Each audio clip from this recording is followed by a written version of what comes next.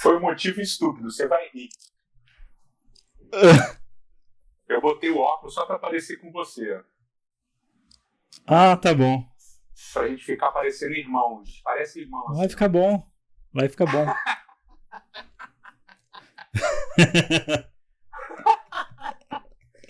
A barbinha. Não, já a barba grisalha, o cabelo ralinho, já. E o cabelo e o. Muito Cara, bom. mano, tipo aquele. Como é que é aquele meme do Homem-Aranha, sabe?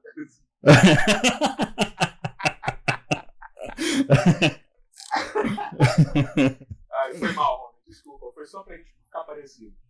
Não, tá ótimo. Tá ótimo. Já subiu o nível da conversa. Desculpa. E aí, a quarentena, não sei o que lá. Não, eu pensei num tema assim. Eu tava vendo um vídeo, eu acho que era Ilha de Barbados, uma coisa assim, que é uns comediantes que fazem vídeos e chamam os convidados lá. Nem é o tipo de vídeo que eu gosto mais, mas eu tava vendo, que é a quarentena, né? Aí, os caras estavam discutindo essa situação que a gente tá de ideologia, que a visão ideológica, ela necessariamente dá uma simplificada no mundo. E aí, por isso que surge esse monte de teoria de conspiração e coisa assim. E aí, uma das pessoas falou assim, é igual a igreja também. Aí o pessoal foi para esse sentido. Aí eu fiquei pensando nisso, cara, eu não posso discordar deles, por um lado, mas, por outro lado, tem uma discussão interessante aí, porque quando você vê a religião bíblica, ela não simplifica a realidade desse jeito. Na verdade, aí eu queria ver o que você acha disso, porque a religião bíblica pega o mundo do jeito que é e coloca um elemento que torna tudo mais complexo, que é Deus. Porque Deus você não consegue prever, Deus você não consegue domesticar, eu adoro essa expressão, viu? Uma pessoa falando, você não consegue domesticar Deus, eu achei muito bom. Você não consegue domesticar, você não consegue prever. Deus é uma coisa que está totalmente fora do alcance e fora da compreensão. Ou seja, o mundo fica muito mais complexo. Uhum. O que você acha? Você concorda também? Concordo. Eu acho que faz todo sentido. A Bíblia, uma das coisas mais interessantes, você falou desse negócio da Bíblia complicar. Quando você lê, por exemplo, as primeiras narrativas, né, narrativas da história primordial, do início, né, a cosmologia, etc. e tal, de uma certa maneira, Gênesis 1, por exemplo, é um relato simplificado. Né? É um relato bem simplificado, mas ao mesmo tempo você tem elementos ali de complicação, né, de profundidade, que não são explicados. Né? Então, por exemplo, você tem os luzeiros, né, no quarto dia lá que governam. O que é esse governar? Ele não explica, ele fala, governa. O que é governar? Ele usa o verbo machalo, né, governar. Por que ele está governando? Já não tinha dia e noite? Por que tem que ter um governador do dia e da noite? Né? Tem que ter alguém para governar. É isso que determina o dia à noite, ou o dia à noite já foi determinado antes. Né? E aí você tem coisas peculiares também. Né? Por exemplo, no terceiro dia, Deus dá uma ordem para a terra, e aí a terra responde agindo. Então, num pensamento narrativo, a terra atua como sujeito do verbo. Tá. Pô, mas o que é interessante, uma coisa clássica da definição de personagem é ele agir na narrativa, e a terra está agindo. Uhum. E uma das coisas que diferencia, assim, básicas do monoteísmo bíblico das religiões pagãs é que os fenômenos naturais, eles não são personalizados. Eles são só a natureza. Mas a terra é aqui. Aí quando você vai para o sexto dia, diz lá para a terra produzir seres, e aí na sequência diz que Deus fez os seres serem produzidos pela terra. Então a terra já não age. E aí depois Deus diz, façamos. Pô, mas com quem que ele está falando? Né? E é a minha tese de doutorado sobre isso, né? Que outro personagem você tem em Gênesis 1? Então aí você vai responder. Se você responder de uma maneira teológica, você vai responder, não, são os seres celestiais. Mas onde é que eles estão na narrativa? Eles não apareceram. Se você olhar para o texto, não tem nada ali. É a triunidade divina, mas onde é que ela está, né? É óbvio que tem uma leitura de Gênesis 1, verso 1 e 2, em que você entende Bereshit como Jesus, né, como Filho de Deus, e você entende o Espírito como Espírito. De uma certa maneira, os três estão unidos. Mas se você pensar do ponto de vista estritamente narrativo, sem cair nessa questão de explicação teológica, só tem um outro personagem na narrativa. Que é a Terra? Só tem um outro personagem agindo. E aqui eu não estou dizendo que a Terra é divina, nem nada disso. O que eu estou dizendo é que é o seguinte, mesmo num relato simples, que é o de Gênesis 1, num relato simplificado, você tem elementos suficientes para passar o resto da sua vida estudando sem entender. Então, você vai ter façamos o homem à nossa imagem, à nossa semelhança, tem ele domínio sobre os outros seres e tal. Poxa, esse domínio, essa palavra domínio vai aparecer na Bíblia assim com uma conotação muito, muito negativa, muito opressiva. Aí depois vai aparecer sujeitar a terra, né? Dominar sobre ela e tal. Poxa, também esse verbo, né, para sujeitar, que é o kavash, é um verbo super negativo, super opressivo e tal. Aí a Terra, que participou da criação, que agiu, que foi um personagem, agora é submetida ao homem. Então, assim, só para resumir, né, Gênesis 1 é uma narrativa simplificada, até nem é chamada de narrativa, né, porque não tem trama. Gênesis 1 não tem nem trama, é uma narrativa em forma de relatório. Tá. Então, não tem trama, não tem nada para ser resolvido, né? Não tem nada. É a ação de Deus relatando o que Deus faz.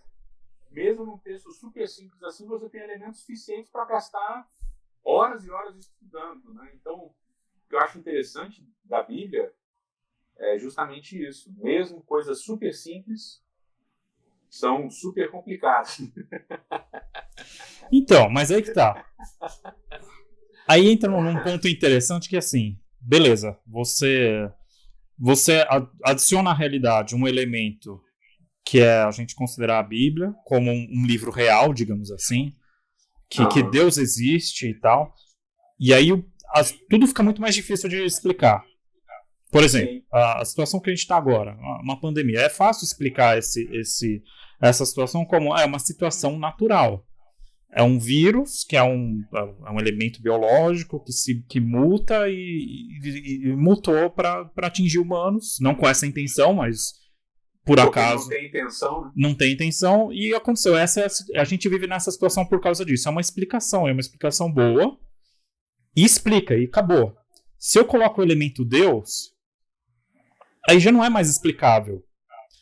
Porque beleza, tem esse vírus, a gente percebe que realmente existe a mutação e que o vírus está aí. Mas quando eu coloco o elemento Deus, eu coloco um elemento sobrenatural. Tem aquele velho trilema de Epicuro que o pessoal fala, né? Coloco um Deus sobrenatural, que é todo poderoso, que é bondoso e que sabe de tudo. Então, de certa forma, essa situação é no mínimo, um consentimento divino. E aí, como se explica isso? Quer dizer, quando você coloca o elemento Deus em praticamente todas as situações, tudo fica mais difícil. Não, faz sentido. Estou pensando aqui na conversa que eu tive uma vez, há muito tempo atrás, com o Ayrton Beckman, né, que você conhece bem. E a gente discutindo sobre, né, espiritualidade, religiosidade e ciência. E a opinião dele é bem interessante na época, né? Não sei se ele continua com a mesma, né? Mas ele falando num congresso, inclusive, de ciência e religião, falando que a religião explica o que e como, né? Mas não responde por quê e nem dá propósito, sentido para as coisas. A religião não, a ciência. A ciência não responde o porquê, nem dá o propósito. A religião responde o porquê, mas muitas vezes não responde o ok e o como, né? E aí você tem dinâmicas na Bíblia que, se a gente for pensar de uma certa maneira, ajudam a entender o vírus e a pandemia e qualquer desgraça que aconteça na Terra, mas, ao mesmo tempo, você tem dinâmicas na Bíblia que implodem essa explicação na própria Bíblia. Né? Uhum. Então, a gente já conversou muito sobre isso, né, que é o livro de Jó. Né? Conversamos bastante sobre isso já, nós dois, offline. Você tem o mecanismo da aliança, ele é muito baseado em Deus amar o povo, libertar o povo, etc. E aí chamar o povo a obediência, a viver uma vida de obediência aos mandamentos e tal. E aí vem várias promessas associadas a isso, né? Promessas de bênção, de prosperidade, etc. e tal, que vieram antes do povo obedecer, mas que seriam mantidas através da obediência do povo. Então, o pensamento, vamos dizer assim, hebraico, ou o pensamento da religião bíblica, ele funciona muito nessa dinâmica, né? E você sabe disso, não? É a dinâmica do não, eu obedeci, Deus abençoa, eu fui fiel, Deus abençoa. E essa dinâmica fica escancarada em Deuteronômio capítulo 28, 29, 30 e também em Levítico capítulo 26 e tal. Então são textos que escancaram, e são os textos das alianças, né? Uhum. Mas aí você tem diversos momentos, como o livro de Jó talvez seja o mais marcante, em que isso não é respeitado, né? Em que nada disso é respeitado. É muito louco, né? A Bíblia vive se relendo. Porque você tem esses textos que você citou de Deuteronômio e Levítico que são meio que a base. Essa é a base, a gente construiu essa base, vamos construir em cima dela. Mas nem sempre o movimento é assim vertical, de baixo para cima. Porque às vezes o que constrói em cima muda a base de novo. Porque é a discussão de Jó. Tipo, essa retribuição divina não é um mecanismo universal e sempre, não explica tudo. Não tem um mecanismo que explica tudo. Então, esse é o negócio. Eu acho que... E aí você pode argumentar do ponto de vista histórico e literário, Jó veio primeiro, depois veio essa construção, etc. e tal. Mas aí, tanto na Bíblia hebraica quanto no Antigo Testamento, Jó não está antes de Gênesis nem nada. E por que Jó está no cânon se ele explode toda uma concepção teológica israelita, né? Também tem essa, pô.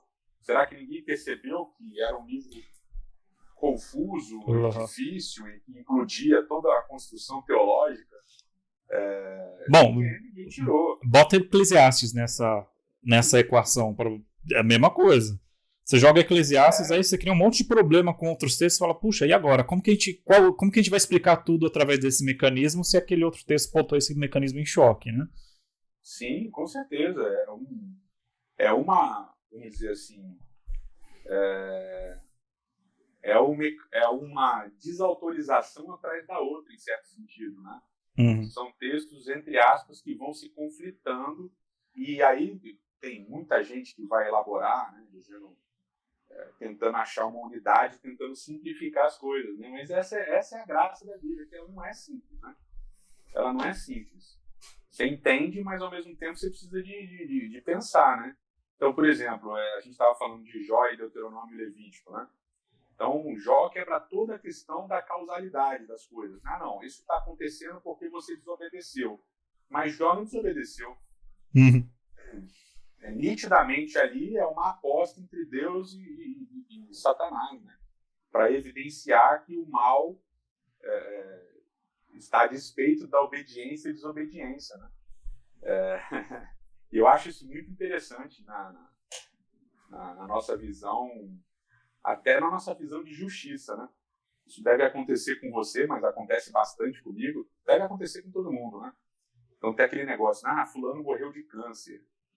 Aí câncer é uma doença, né, muito pesada e tal, todo mundo fica meio para baixo, né? Muita câncer. Mas aí tem sempre alguém que fala assim, pô, morrer de câncer no pulmão, sei lá. Pô, mas também fumava. Aí vem o outro, não, fulano morreu de câncer no estômago. Pô, mas comia carne, comia queijo, pô, comia pra caramba. Pô, fulano morreu de câncer no fígado. Pô, também bebia e tal. Ah, fulano morreu no acidente de carro. Pô, tava bebendo, bebeu álcool, dirigiu, morreu e tal. Aí a gente quer transformar a morte e a doença em alguma coisa justa, né? Tá. Justa. Uhum. Então, é o que a gente está vivendo na pandemia, que é muito louco, é isso. Não, morreu 5 mil pessoas, mas era todo mundo velho. Ah, morreu 5 mil pessoas. Ah, mas que hoje a gente está, quando a gente está conversando aqui, já tem 5.900 casos, né, de mortes. Ah, morreu 5.900 pessoas. Pô, mas o cara já tinha cardiopatia prévias, o cara já tinha comorbidades prévias e tal. Ah, morreu. Pô, a gente está explicando, está justificando uma situação extrema. Ou mais ainda, o que eu mais ouço falar, né? Ah, surgiu lá na China também, os caras comeram morcego, né? Morcego a Bíblia não deixa. E aí tem todo aquele... Como se... Então, é que a gente, é um pick and choose, né? Você vai selecionando a realidade para ela tentar fazer sentido para você. Então, mas aí, quando a gente tenta fazer sentido, a gente transforma as coisas boas em justificáveis, porque elas são, é mérito.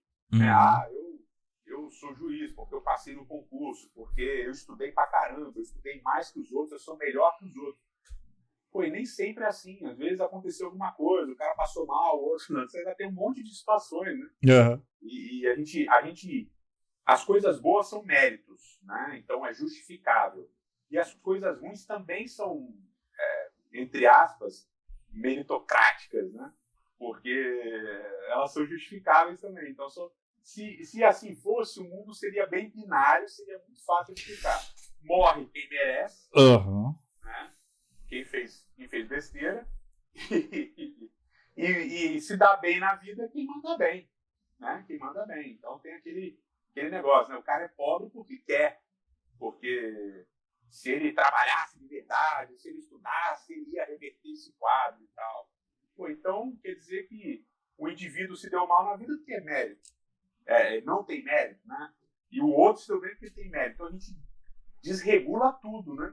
Para regular a nossa cabeça. Então esse é um tipo de simplificação que a gente vê o tempo todo. Uhum. E na religião bíblica também era assim.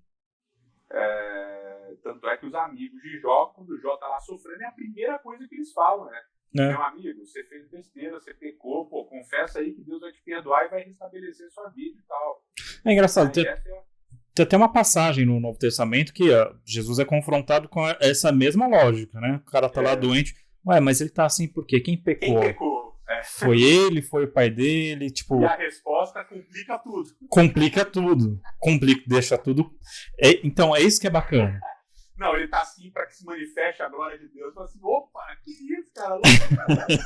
Então quer dizer que Deus causa uma parada para ele se manifestar depois. Então, aí esse que eu acho que é o ponto que é interessante, né? Porque, na verdade, quando você é honesto em relação à Bíblia, então você olha para o mundo e fala, tudo bem, eu arranjei um jeito de organizar o mundo na minha cabeça, tá explicado. Aí você pega e abre a Bíblia e é honesto com ela, sai tudo do lugar de novo. Sai tudo do lugar. Cara. Porque você vê Deus agindo de uma forma totalmente direta em um caso, de outra forma em outro caso. Aí quando você acha que você entendeu o mecanismo de como funciona Deus, aí tem uma exceção imensa ali. Tem um livro inteiro fazendo uma exceção, alguma coisa assim. É por aí, cara. É tipo Êxodo, né? No capítulo 3, né? Fica tranquilo, Moisés, que eu vou endurecer o coração de Faraó para manifestar minha glória. Eu já sei que ele vai endurecer o coração. Aí tem hora que Faraó endurece o coração, tem hora que Deus endurece o coração de Faraó e fica nesse jogo lá. Afinal de contas, o que está acontecendo ali? Deus está interferindo?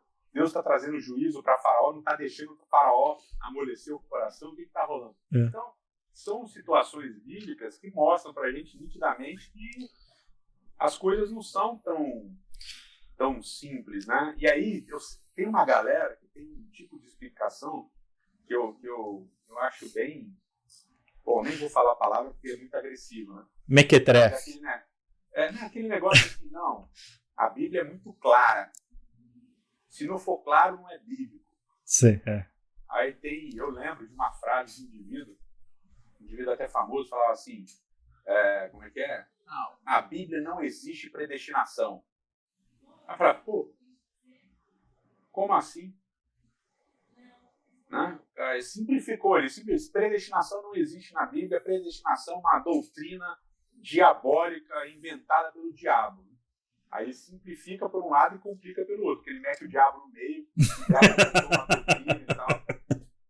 O diabo tem o poder de inventar doutrina, enfim. Bom, isso aí é outro papo, não quero nem falar do diabo. Só do texto bíblico que já é bem complicado. Aí você vai pensando assim, pô, Deus fala para Abraão, daqui a 400 anos os teus filhos vão herdar a terra, eu vou levar eles lá e eles vão herdar a terra. Aí Israel desce para herdar a terra, né? Já no livro de Números eles estão lá, mandam os espias, etc e tal. Você lembra? No meio do livro de Números lá. Capítulo 12, 13, por ali. Aí eles vão lá, espiam a terra, voltam aquela revolta lá.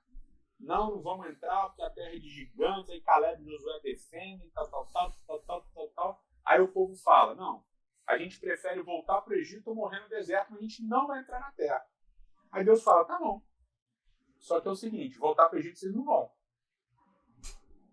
Agora morrer no deserto, eu acho que eu deixo. Aí tem o seguinte, vocês não querem entrar? Tudo bem, mas os filhos de vocês vão entrar. Porque eu vou cumprir minha promessa. Então tem muito disso também, né? Deus fala assim, não, você não quer entrar? Tudo bem, mas o seu filho vai entrar porque eu prometi, vai cumprir e tal. Tá. E aí você vai para o clássico exemplo de Jonas, né? Que é Jonas... Não, eu não quero ir pregar. Não, você vai pregar. Não quero ir pregar, não, você vai pregar. Não, eu prefiro morrer do que pregar. Não vai morrer, vai pregar. E vai lá e prega e ponto final. Mesmo sem querer. E vários outros exemplos que a gente podia ter aqui, né? Jeremias, cara, que é chamado do ventre, que é todo aquele estresse, ele não quer falar, ele fica cansado de falar, mas ele vai lá e fala, porque é o fardo que ele carrega e tal. Então você tem muito predestinação na Bíblia, né? Mas óbvio que você tem um texto que fala que Deus não predestina ninguém para salvação, né? Então, predestinação para salvação eterna, né? O Novo Testamento vai deixar claro que não existe. E o Antigo também, né? Porque se os descendentes de Abraão morrem no deserto, então eles não estavam predestinados a ser salvos, né? Morreram. Uhum. Quem vai ser salvo ou não, isso é outro 500. Mas, assim, você tem predestinação para certas circunstâncias, né? Para determinados tempos, determinadas situações e tal. Então, é confuso. Você dizer que não tem, é muito complicado. Deixa eu ver se eu daria pra gente... A galera é muito categórica, às vezes, né, com a Bíblia. Então, daria para falar que toda essa ideia que é bem histórica no cristianismo, pelo menos, que é a teologia sistemática, a sistematização da teologia, ela pode ser bastante útil, útil, mas ela também não é uma explicação de tudo que tem na Bíblia. Não dá para você explicar toda a Bíblia por um mecanismo só, como a gente estava falando. Cara, que a gente tenta unificar as coisas, né? A gente tenta unificar todos os textos que falam de santuário, a gente tenta unificar todos os textos que falam de salvação. E você tem fios, né? Hoje no Twitter é moda, né? O thread, né? É o fio. Você tem fios que realmente eles são bem lineares, né? Então, por exemplo, a promessa do descendente que vai libertar o povo, que vai salvar todas as nações, inclusive Israel, é uma promessa linear, ela não tem implosão nenhuma em nenhum lugar. Desde Gênesis capítulo 3, verso 15, a promessa é linear. Vai vir um descendente, ele vai morrer. Pum, pum, pum, pum, pum. Você vai lá. Em Êxodo você vai ter isso, aí depois você vai nos profetas, vai ter isso. Mas, abrindo um parênteses aí, mesmo essa que é linear, digamos assim, ela não é tão simples, porque você vê um texto falando que ele vai vir e vai libertar um grande salvador, e no outro fala, ele vem, sofre, morre e acabou, entendeu? Sim, você tem Isaías, você lê os textos de Isaías 40 em diante, até o 66, realmente são textos confusos, porque parece que a vinda dele, a morte dele, o sofrimento dele tem a ver com a junção de todas as nações e não tem determinação de períodos, né? De tempo, parece que é tudo ao mesmo tempo. Não tem dizendo, não, primeiro ele vai vir, depois ele vai morrer, depois ele vai pro céu, depois ele vai voltar. Não tem isso. Tanto que no judaísmo você tem uma separação dos dois, né? Só para quem tá vendo aí, tem a separação. Tem o Messias filho de Davi, tem o Messias filho de José, que é um conceito que não é muito famoso, digamos assim, mas seria um Messias sofredor e um Messias que é o Messias salvador, rei, né? É o rei que vem. Então, mas é linear a característica dele se entregar, dele fazer aliança, dele salvar. É linear, é uma promessa linear. E você tem outras que são lineares também, né? Ensinos que são lineares. Mas, de maneira geral, principalmente quando a gente pensa nas nossas categorias, né, como é que eu posso dizer? É que hoje é moda, né? Os personagens desses filmes, o mesmo personagem principal, ele não é mais 100% bonzinho, né? Ele é confuso, é um personagem confuso, complexo. Então, uma das séries que eu mais gostei de assistir, que já terminou faz tempo, é meio violenta, não assista, né? Não posso falar, senão depois mas é Breaking Bad, né? E você assiste Breaking Bad, você vê que é um personagem altamente confuso, né? Ele tem muitas zonas cinzentas e tal. E na Bíblia isso acontece o tempo todo, né? Muitos personagens com zonas cinzentas. A imensa maioria. São poucas as exceções, né? Imensa maioria, esmagadora maioria. Com zonas cinzentas, narrativas super estranhas, que se você não entende o contexto do contexto maior, você não entende porque elas estão na Bíblia, né? Você tem lá o livro de Juízes mesmo, é um livro super difícil de você ler. Livro super difícil de você ler. Então, não é tão simples. Agora, você tem realmente ideias que não são simples, como você falou, mas que são lineares, né? Que elas atravessam o texto todo, em nenhum momento elas são implodidas, né? Tá. Como acontece, por exemplo, com essa questão de Levítico e Deuteronômio com o livro de Jó, né? Que é uma implosão completa, né? Você acha que funciona a dinâmica obediência à bênção? Bom, deixa eu te mostrar o livro de Jó, em que essa dinâmica está completamente implodida, né? Você acha que você tem liberdade para escolher o que você quer? Deixa eu te mostrar aqui o livro de Jonas, para te mostrar que tem certas coisas que você não vai poder escolher. Pum. Então, eu acho muito interessante essa dinâmica. Você tem altos graus de, eu vou usar dois termos filosóficos, né? Que eu sei que tem muitas coisas envolvidas e tal, mas eu estou usando no sentido mais genérico mesmo. Você tem muita quantidade de determinismos dentro do texto, você tem muita quantidade de caos também, né? Muitas coisas caóticas também.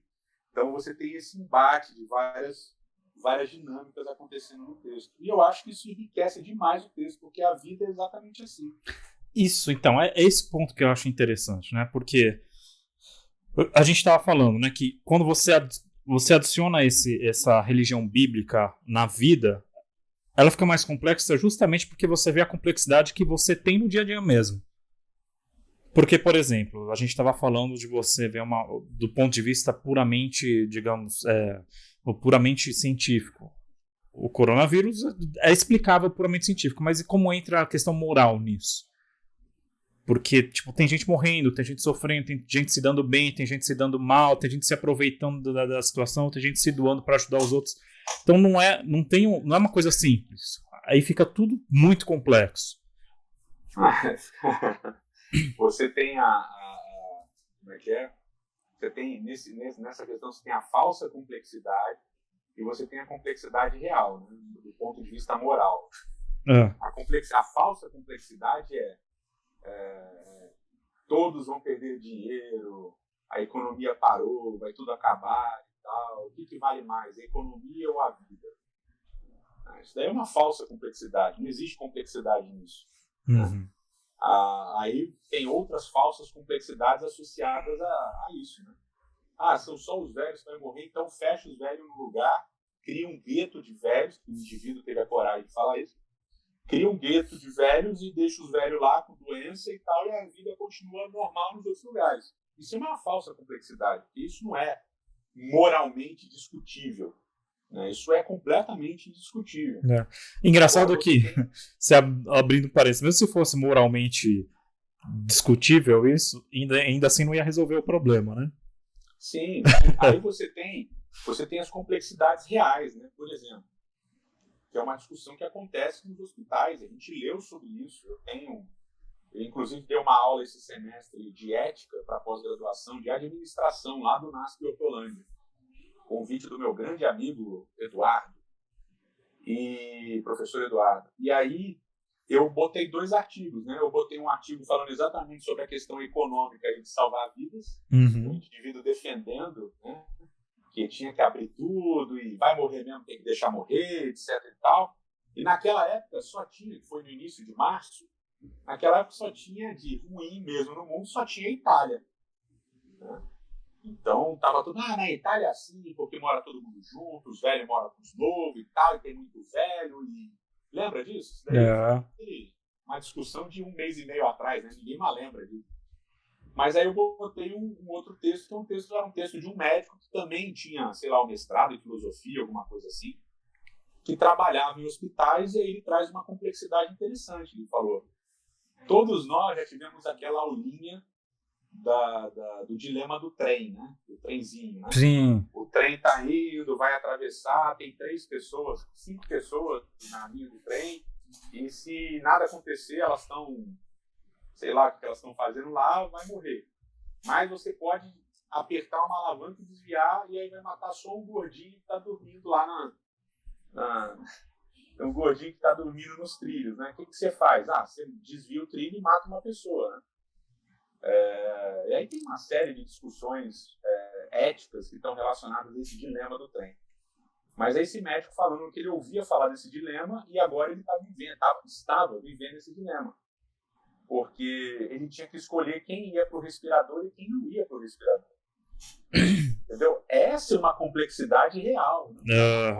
Né? E aí entra uma série de questões éticas e morais que são muito complexas, né? De verdade. Tipo, o cara é mais novo, o cara é mais velho. Agora vamos pensar na sinceridade, né? Entre um cara mais velho, sei lá, com 80 e... Não, 80 não dá. Mas 95 anos, que sobreviveu ao Holocausto, que viveu grandes coisas, que criou grandes coisas, que tem muita história ainda para contar, que não escreveu, não terminou de escrever, sei lá, o livro dele, da vida dele, das memórias dele e tal. E o indivíduo tosco que tem 20 anos, que é youtuber de sei lá o quê, entendeu? E nunca contribuiu com nada, não traz nada para a sociedade e tal. Quem que você vai botar o respirador? Entendeu? Então, para a gente é fácil discutir, obviamente, mas esse médico que escreveu, né, médico filósofo, que eu achei bem interessante, assim, esse é um dilema real, uma complexidade real, né, quem vai ser salvo, né? E aí, quando você vai para a Bíblia, você tem as mesmas dinâmicas, né? E dinâmicas que fazem todo sentido. Por exemplo, Deus não interfere na história de Caim e Abel morre. Mas depois que Abel morre, Deus interfere. Deus não mata Caim. Deus deixa Caim viver. E tal. E pra gente, na nossa mentalidade, na minha pelo menos, não sei na sua dos outros, não faz o menor sentido. É uma história que muitas vezes que eu leio essa história, é uma história que muitas vezes me revolta. Aí as pessoas falam, Caim ainda precisava de salvação. Pô. É uma simplificação, né? Entendeu? Eu já resolvi o texto, tá resolvido. Tá aqui, ó. Essa explicação resolveu. Mas aí a interferência divina é um fator complexo, porque ela é totalmente desigual. Você vê, ela interferiu em Sodoma e Gomorra. Beleza. Então a gente entendeu que chega um ponto de perversidade e Deus interfere. Aí você vê a mesma... Interviu no dilúvio. Aí você vê a mesma situação de Sodoma e Gomorra acontecendo agora dentro do povo de Israel, lá no livro de Juízes, né? E ainda dá a entender que vai pior ainda. E Deus não interfere. Vira aquela bagunça e tal. Então, ou interferiu através da atitude da outra tribo que criou uma guerra civil. Não, porque virou uma guerra e eles viveram em guerra durante bons anos aí. Não, acho que não dá pra fazer essa leitura. Mas, de qualquer forma, você vê, por exemplo, o livro de Esther. É uma complexidade, porque você não vê uma interferência direta divina. mas ao mesmo tempo é atribuído algumas ações a Deus. Então, é muito interessante isso, porque na vida do religioso hoje em dia, assim, Deus é uma explicação para tudo. Uhum. E quando você vê na Bíblia, Deus não é explicação. Deus, quando ele entra na história, tudo fica mais difícil de explicar ainda. E muitas vezes sim. Eu acho que, de uma certa maneira,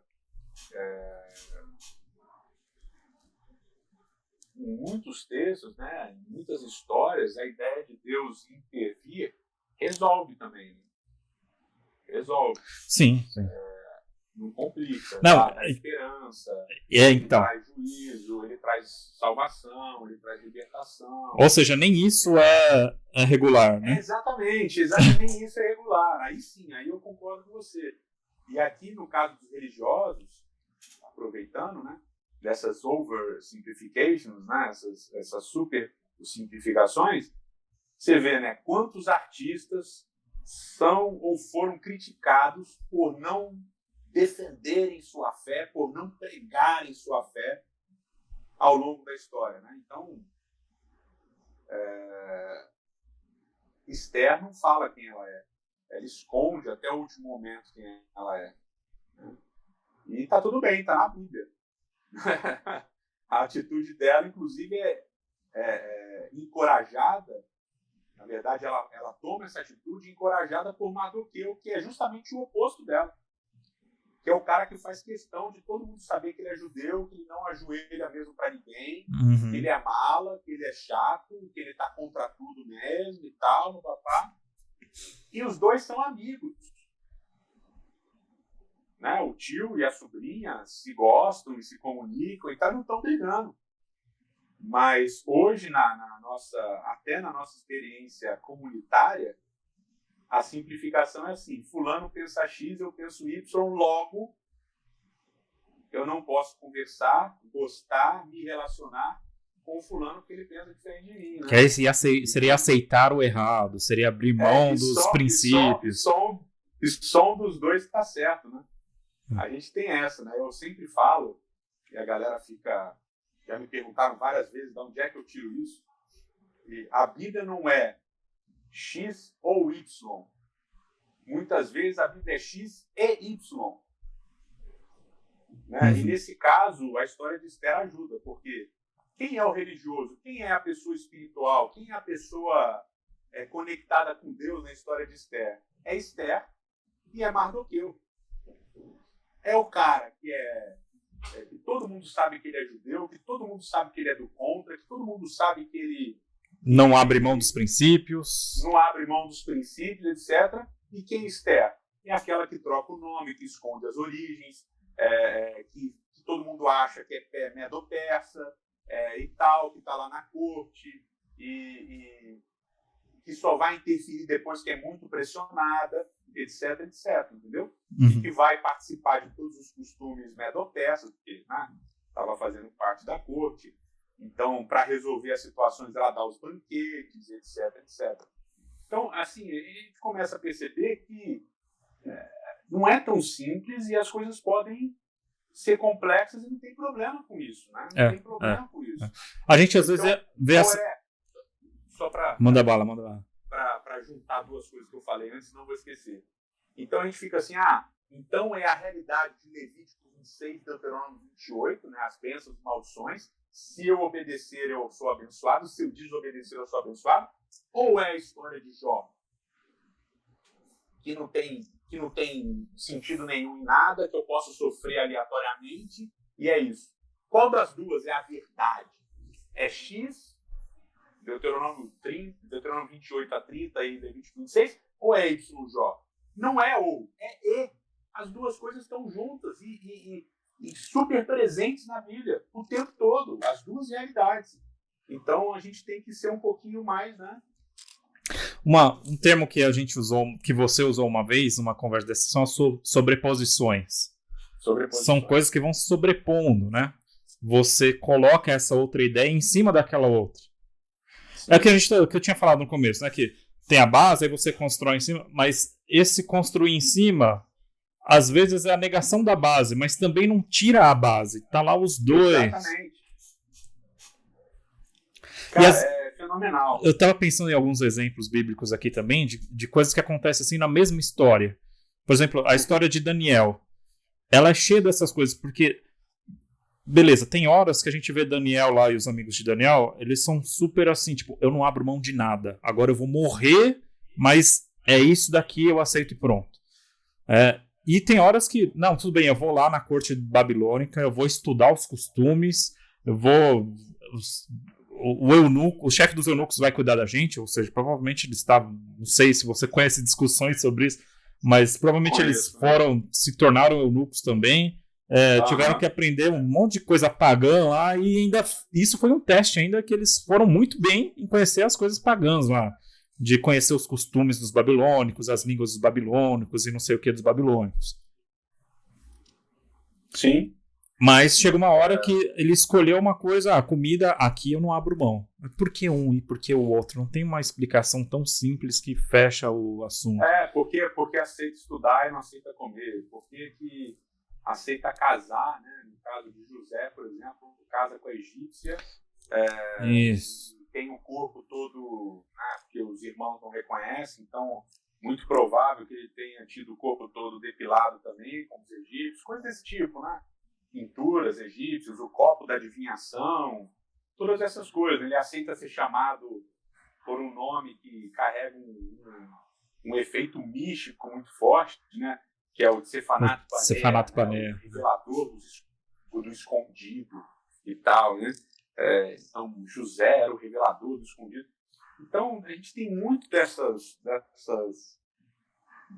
histórias que vão sobrepondo as outras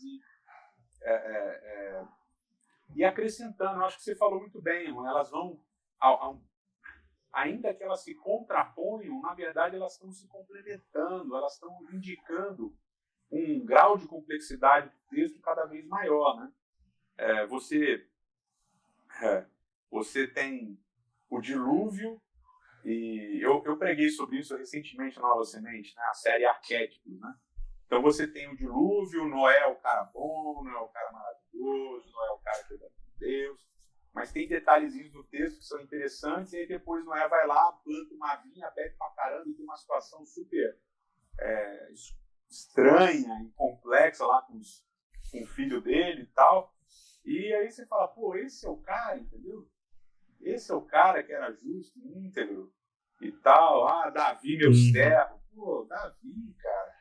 E tal. Então, Deus elege o cara, Deus usa o cara, mas o cara é todo errado. Como é que funciona isso? Aí, pô, Moisés, né? Estou falando de Davi, né? Davi não perde o reinado dele porque ele se deita com Batseba nem nada, né? Agora, Moisés deixa de entrar na Terra Prometida porque bateu na pedra.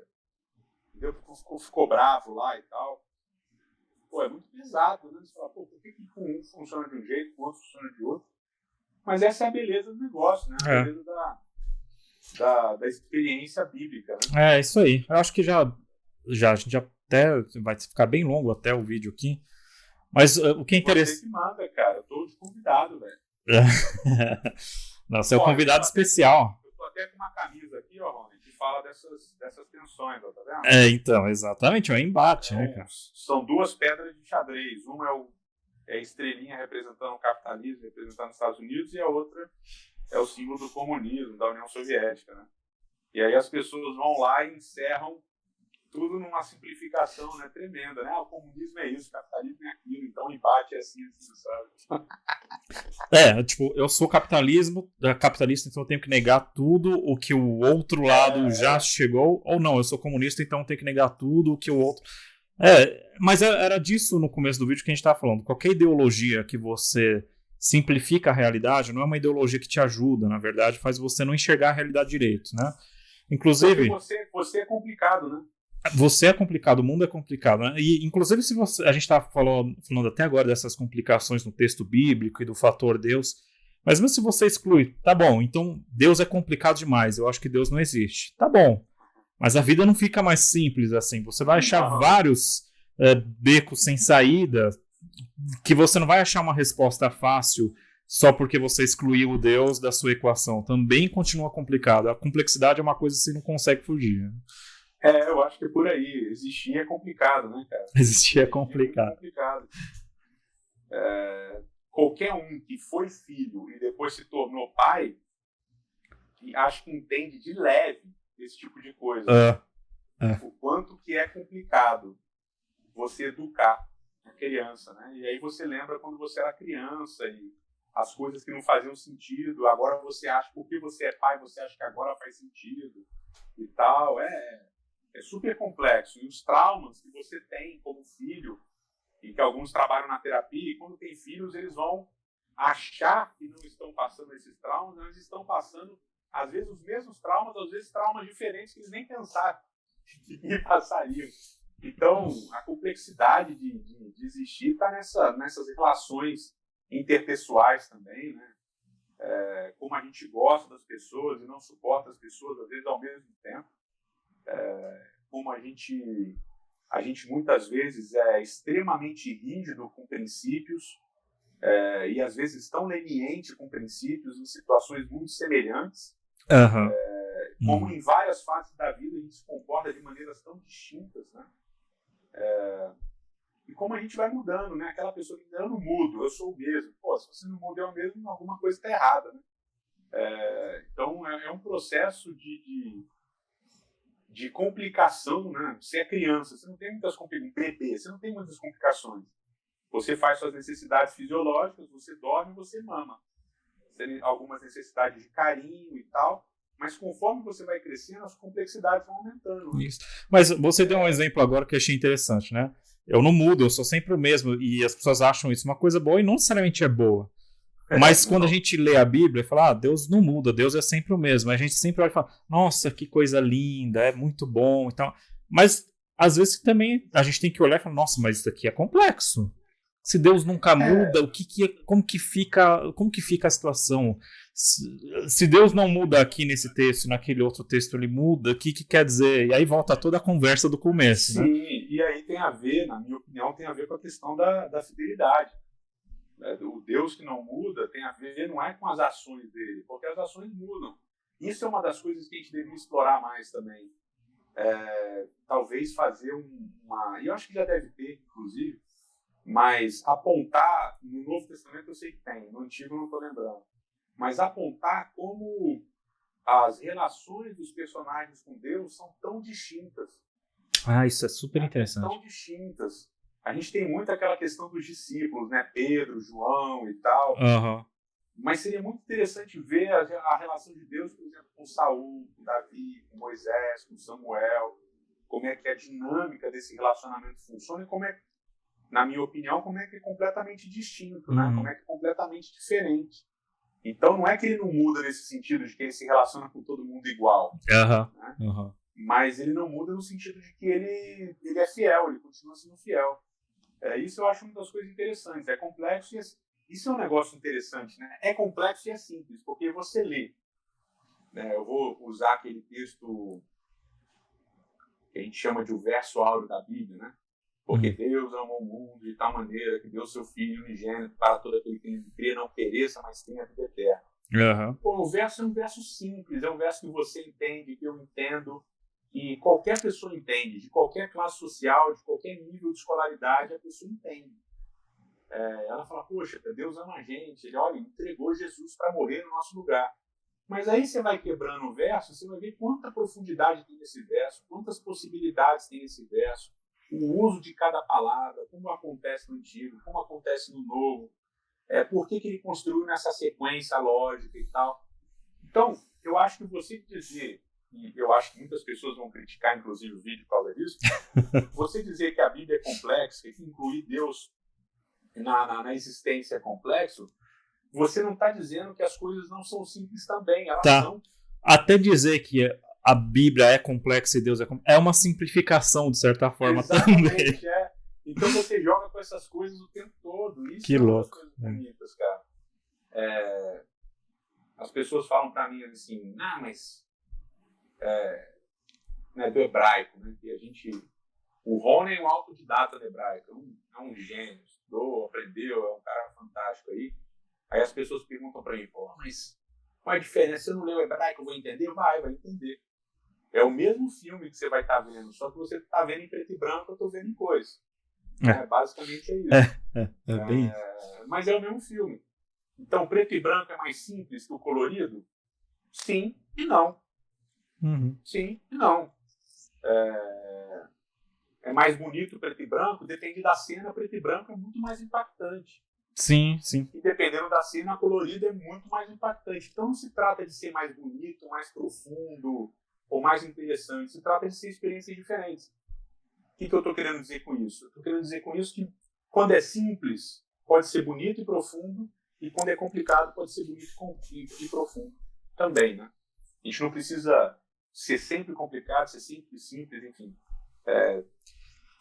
Beleza. Entendeu? Então é isso. Resolvemos o assunto. A minha irmã, que às vezes a gente conversa um tempão, depois ela fala, que bom, a gente conseguiu. Ela termina e fala, tá bom, que bom, a gente conseguiu, resolvemos a humanidade agora. Cara, na terceira margem do Rio, direto a gente faz isso, a gente começa a discutir um negócio, a gente para assim, bom, então beleza, esse assunto nós resolvemos, para quem que a gente manda esse e-mail com as nossas soluções? Pronto, resolvemos a encarnação, tá resolvido? Vamos, agora para quem que a gente manda esse e-mail para mostrar que a gente resolveu? Porque é assim, né? A gente tem essa tendência também, né? Cara, desculpa, eu sei que eu tô falando pra caramba, mas eu acho muito maneiro, é uma das coisas que mais me empolga estudando a Bíblia, exatamente isso. Quanto falta para eu entender as coisas, entendeu? Não, então, aquele negócio, se a gente tiver essa mesma conversa daqui a 1 ano, daqui a 10 anos, vai ser outra conversa de novo. Porque mesmo a simplicidade dessa conversa, que não deixa de ser simples, mas também tem a complexidade porque ela está presa dentro desse contexto específico. Mais pra frente a gente vai entender isso de um jeito diferente. É muito louco isso. Eu curto... Então, eu fiz, né, escrevi sobre Gênesis 1 a 9, né, cara? Às vezes eu bato o olho nas coisas no doutorado. Às vezes eu bato o olho nas coisas e falo assim, cara, eu não vi isso, cara, eu não vi aquilo. Cara, olha, putz, isso daqui é mais difícil do que tinha imaginado. Ou eu achei que eu tinha resolvido isso, mas não resolvi nada. Tem um monte de coisas que eu não levei em conta e tal. Então, eu acho assim, a Bíblia, como qualquer bom livro, né? Mas na nossa concepção de mundo, nos nossos pressupostos, né? Ela é mais especial que qualquer outro livro, que a gente crê em Deus e que Deus se revelou, etc. Mas todo bom livro, ele é assim, né? Ele é meio atemporal, né? Em qualquer momento da história que as pessoas lerem, elas vão se impactar com aquilo, né? E a Bíblia é esse livro. Em qualquer momento da minha vida, da sua vida, da existência da humanidade que você lê, vão ter verdades significativas para a existência do homem, com complexidades, graus de complexidade extremamente diferentes, mas sempre vai ter assunto para você encontrar, sempre vai ter assunto para você discutir a partir dela, né? E você sempre vai entender muito do que você está vendo e vivendo a partir disso, né? Essa eu acho que é uma das belezas impactantes da vida, né? Bem impactantes da vida. A gente está vivendo... Eu vou terminar com isso, tá, Rony? Tá bom. Você tá me olhando falando assim, chega, pô, tá falando demais. Mas eu chamei você aqui para falar. Esses dias atrás aí, o pastor Luciano, que é um amigo meu que trabalha comigo lá na Nova Semente, aí ele escreveu um texto sobre Amã, né? Sobre Amã ali no livro de Esther. E é interessante, né? Porque Mardoqueu não se inclina a ele resolve matar todos os judeus. Então, é interessante como funciona isso no dia de hoje, né? Então, porque... eu vou usar um exemplo, né, bem forte, porque provaram que fulano de tal roubou, né? O PT roubou, pronto, eu não gosto mais de ninguém da esquerda. Porque o Bolsonaro é um estúpido, né, alguns dizem, né? Para não ficar muito, senão você vai receber muita mensagem. Porque o Bolsonaro é estúpido, eu não gosto mais da direita e tal. Então as coisas ficam reducionistas e ficam burras, né? Elas acabam ficando burras de verdade. por causa de uma coisa, de uma atitude, a gente faz isso direto, né? E eu escrevi um texto sobre isso na Terceira Margem do Rio, é assim, o personagem é maior do que suas ações.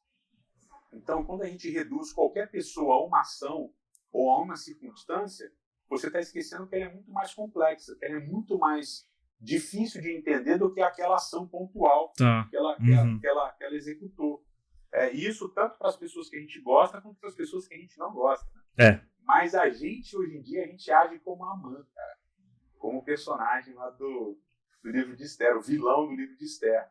A gente não gosta de um negócio pronto, a gente não gosta de tudo, vamos matar todo mundo. E tem que desaparecer da face da terra esse negócio tem que limar da face da terra todo mundo que não pensa, que não é como eu, porque fulano me ofendeu e me magoou, né?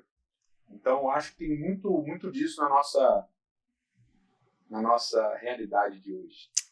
Beleza, Edson. Cara, valeu por estar aí. Obrigado, vamos repetir isso daí, né? Vamos. Na verdade, sim, esse é um formato que eu tô testando agora. Até agora o canal era só eu falando sozinho. Eu vou ter mais conversas com mais pessoas. Não é só comigo, não? Se você quiser também é só com você. Eu fiquei chateado, mas tudo bem. Você ficou chateado, então já tá limado. Vai ser só com você. Beleza, Roninho, ó. Beleza? Então, valeu. Se cuida aí, velho. E aí, se alguém tiver curiosidade para conhecer mais a Nova Semente, o trabalho que o Edson participa lá, vou deixar na descrição aí desse vídeo, tá bom? Valeu, gente. Falou. Deixa o seu joinha pro Rony aí. Deixa um joinha, aperta o sininho, o joinha, o anjinho, a coisinha. E é isso aí. Um beijo, tchau. Beijo, valeu, tchau, tchau.